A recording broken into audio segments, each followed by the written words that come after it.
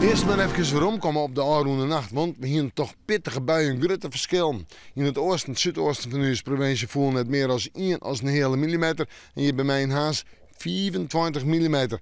Dan heeft het door bakken wetter. En dan weet je nog altijd dat het onstabiel is. Het warme zeewetter het er ik maar te krijgen. En Joen vannacht, nou, laten we het eerst maar eens op een berichtje zetten.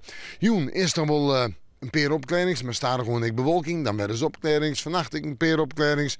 Temperaturen 11 graden. Op de eiland zijn 13 graden. Maar er is meer. De wind helpt aan uit het zuidwesten waai. En die wordt krachtig rond het krijgt 6 zon. Je hebt voor het kustgebied en kon ze op institten. En dan morgen. Een buiig waartype denk ik, maar bewolkt waar. De zinnen had het zwier, had het dreig. En buien, maar kon ze op tongen hield vooral van het watergebied, maar ik van het noordelijke pad van de provincie.